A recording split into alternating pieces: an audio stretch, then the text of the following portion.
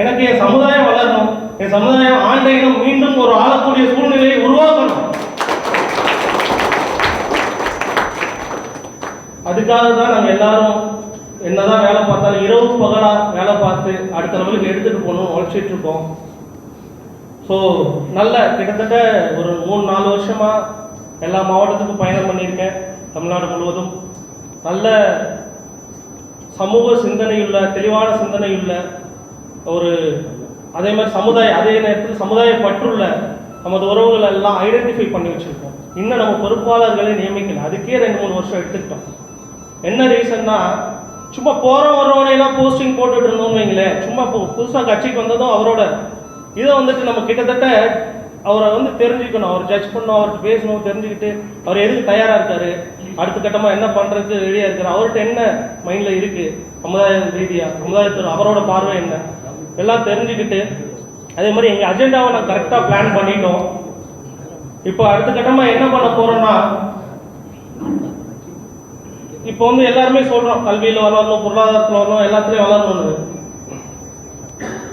அதுக்கு நம்ம சமுதாய ஆட்கள் எங்கெங்க எந்த ஊரில் எவ்வளோ ஆட்கள் இருக்காங்கன்றது ஃபஸ்ட்டு தெரியணும்.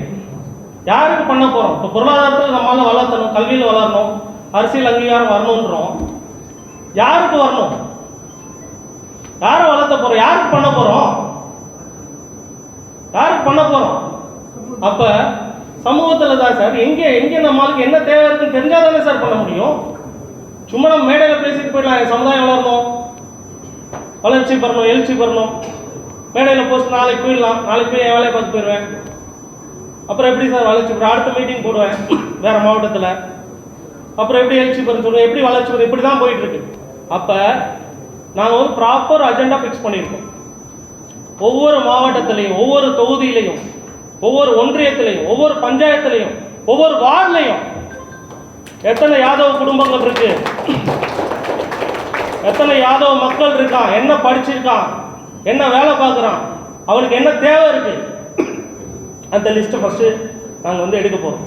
அதுக்கான வேலைகள் நடந்துக்கிட்டு இருக்கு, இனிஷியேட் பண்ணியிருக்கோம், நடந்துக்கிட்டு இருக்கு. தமிழ்நாடு முழுவதும் இனிஷியேட் பண்ணியிருக்கோம். ஒரு சில பகுதிகளில் என்ன பண்ணல, கிட்டத்தட்ட ஒரு 4 மாவட்டத்தில் இனிஷியேட் பண்ணியிருக்கோம். மற்ற மாவட்டத்திலலாம் இனிமேல் தான் பண்ணணும். ஸோ அந்த லிஸ்ட்டை ஃபஸ்ட்டு எடுக்க போகிறோம். அதுக்கப்புறம் அவங்கள என்ன தேவை, நம்ம மக்களுக்கு என்னென்ன தேவைகள் இருக்கோ அந்த தேவைகளை அறிந்து அவங்களுக்கு சப்போர்ட் பண்ண போகிறோம். நம்ம மக்கள் பாதுகாப்புக்கு என்ன தேவைகள் இருக்கோ நம்ம சங்கம் எல்லாத்துக்கும் நிற்கும். யாரும் ஒரு எழுச்சி உறுதி நிச்சயம், வெற்றி நிச்சயம். எல்லாரும் நம்பிக்கையோடு இருங்க. வெற்றி பெறுவோம். நன்றி.